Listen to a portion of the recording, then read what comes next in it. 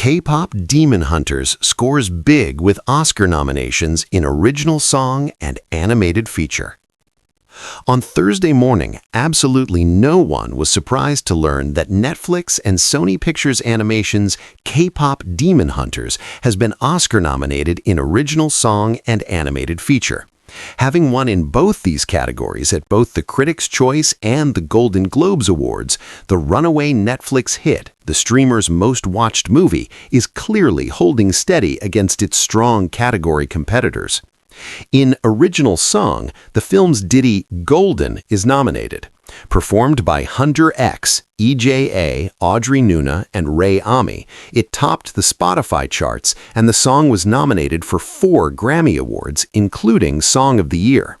However, it's up against another extremely popular song, I Lied to You from Sinners, performed by the film's breakout cast member Miles Caton, and written by Raphael Saadiq and Ludwig Göransson.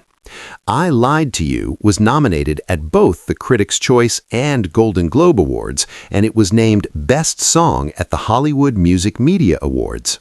Another Sinners song was also shortlisted before today's nominations, Last Time I Seen the Sun, performed by Alice Smith and Caton, and written by Smith, Caton, and Göransson. But that one didn't make this latest cut. Then there's Train Dreams, from the Clint Bentley-directed film of the same name, co-written by the film's composer Bryce Dessner, co-founder of the band The National, and iconic performer Nick Cave. A surprise shutout was the Girl in the Bubble from Wicked for Good, performed by Ariana Grande's Glinda, and also shortlisted filmmate Cynthia Erivo's Elphaba anthem No Place Like Home. Both are written by Stephen Schwartz. And a surprise nomination, too, is Sweet Dreams of Joy, a song from the documentary Viva Verdi, composed by Nicholas Pike and performed by opera star Ana Maria Martinez.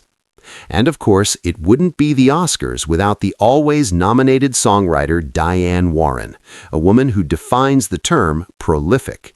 This is her 17th nomination for Original Song, and this time she's on the hot list with Dear Me, performed by Kesha from the documentary Diane Warren, Relentless. In Animated Feature, the final 5 nominees were selected from a pool of 35 eligible films. Among the chosen 5 is the aforementioned Maggie Kong and Chris Applehands directed K-pop Demon Hunters, which follows the global K-pop sensation Hunter X, comprising members Rumi, Mira, and Zoe, who secretly moonlight as demon hunters. Category competition from the box office smash Disney sequel Zootopia 2 is fierce, pardon the pun. The Jared Bush and Byron Howard directed film is now the 9th highest grossing movie ever at the global box office, surpassing even Disney's Inside Out 2. And of course, the original Zootopia won the Oscar in this category. Disney has another shot here too, with Elio, Pixar's sci-fi film. Directed by Madeline Sharafin and Domi Shi, the action follows 11-year-old Elio, Jonas Kibriab, who's obsessed with aliens. After making contact and then being transported to an alien world, he's mistaken for Earth's ambassador. Also, there's Arco, directed by Hugo Bienvenu and produced by Natalie Portman. The French-language film follows a boy from the year 2932 who goes back in time to 2075 and meets new friend Iris, played by Margot Ringard-Oldra. Portman voices Iris's mother in the English-language dubbed version. And from directors Maëlys Valade and Lian Cho Han, there's another French-language film, Little Amélie, or The Character of Rain, adapted from Amélie Nombaum's novel, The Character of Rain.